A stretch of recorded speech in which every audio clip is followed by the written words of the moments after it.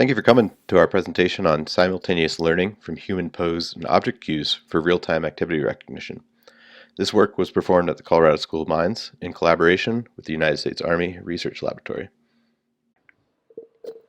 In this presentation, we present a novel approach to human activity recognition through the simultaneous observation of the human teammate and the objects that teammate is interacting with. In this figure, we see a human teammate, the astronaut, interacting with a robot. We have observations of this astronaut, his joint positions, where his arms and legs are. However, he's also interacting with tools, in this case a pickaxe. This might indicate that he's digging, looking for samples, some other activity. By utilizing this extra information, the robot can more capably assist its human teammate.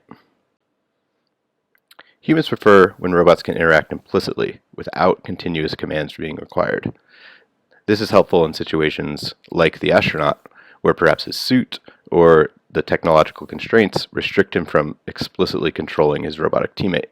However, this also occurs in situations like home assistance scenarios, where an elderly or disabled person may not have the training or ability to tell their robot assistant what they need. Additionally, real-time activity recognition is difficult. Activities can occur indoors or outdoors. This causes changing lighting conditions at night or during the day. Humans can also vary widely in appearance, from adults to children, different heights and weights. And so robots need to extract as much information as possible from their observations. In this case, we consider that extra information to be the objects that their teammate is interacting with. Existing research has been mostly focused on using information only from the pose or body of the human teammate. The figure on the right shows one such approach, where the human's joint positions are tracked through different anatomical planes. This doesn't take into account any objects the human may be interacting with. A small number of approaches do utilize this object information, but they rely only on predetermined and often small sets of possible objects. This lower figure shows one such approach. This is a deep learning-based approach that currently is looking for chairs in this scene to determine if the person is sitting. However, if it doesn't find a chair, but it finds a stool or a couch, it may not recognize that this may semantically mean the same thing. And so, if it doesn't find what is explicitly a chair, this may not add any information. So our approach formulates human activity recognition as simultaneous learning from human and object observations. And this enables us to identify both discriminative joints in the human teammate and discriminative objects and object attributes in order to identify the most important objects in a scene and different attributes about an object that can matter. So we formulate this as a regularized optimization problem. We consider observations of the teammate in a matrix T, which can represent features such as joint positions or joint displacements, and this can be rather general, and observations of the objects O, which can represent various attributes such as size, shape, color, their position in relation to the human teammate, etc. And this can represent any number of objects. And so we formulate these into a single loss function that describes the relationship between a linear combination of T and O to ground truth activity labels in Y. And this loss function is outlined in red. And so next, we introduce a sparsity-inducing norm to identify discriminative joints in the human teammate. We term this the skeletal norm. What this norm does is applies an L2 norm within features that describe a single joint. Between different joints, we apply an L1 norm to induce sparsity. Ideally, joints that are not related to the current activity will have their weights fall to 0, whereas joints that are informative or discriminative about the current activity, such as your elbow and hand while you're waving, will have higher weights. We next introduce a second sparsity-inducing norm in order to identify discriminative objects and object attributes, and we term this the attribute norm. This norm is structured similarly. Within an object, we have different attributes, such as size or shape or color. Within each of those attributes, we apply an L2 norm, so weights within an attribute are often equal. Between attributes, we apply an L1 norm in order to identify which attributes matter to the current activity. This can identify that the shape of an object may be more important than the size of an object. Then, between objects, we apply another L1 norm in order to say that object 1 may be more informative than object N to identify the current ongoing activity. We solved this final formulation using an iterative algorithm. At each iteration, we fix U, the weight matrix corresponding to observations of objects, and update W, the weight matrix corresponding to observations of the teammate. Then, we fix W and update U until convergence.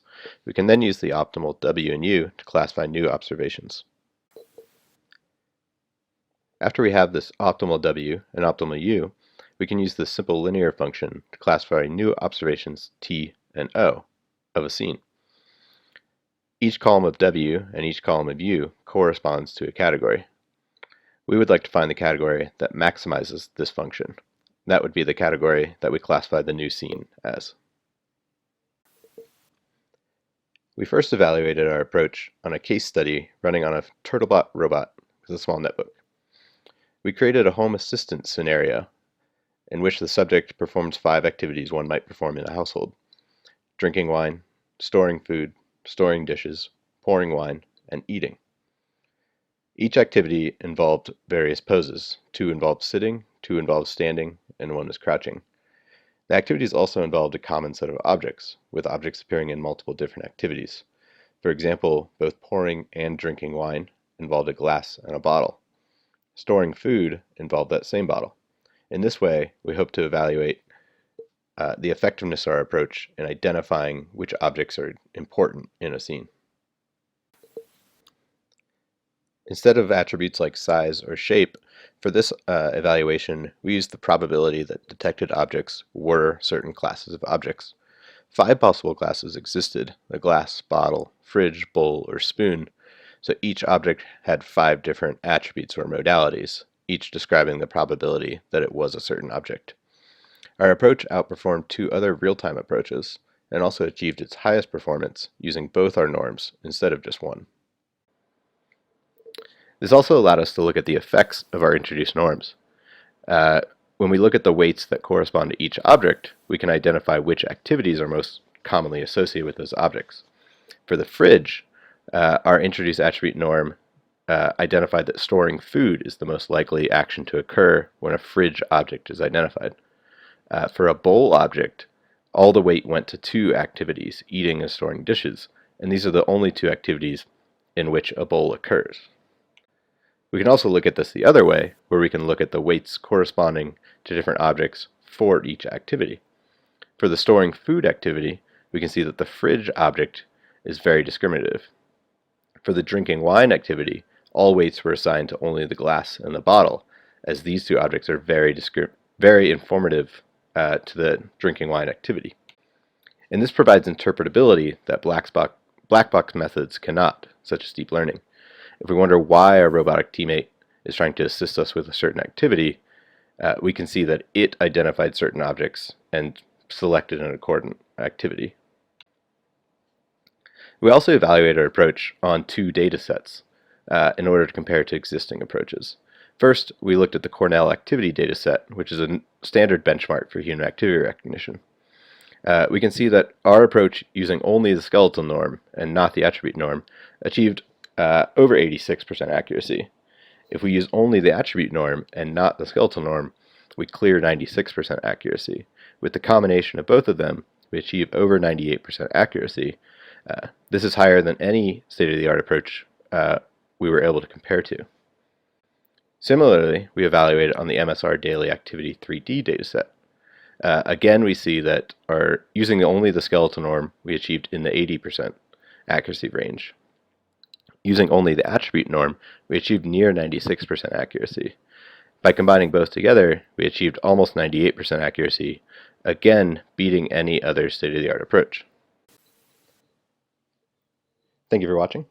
In conclusion, we formulate human activity recognition as a problem of learning simultaneously from observations of the human teammate and observations of the objects in a scene.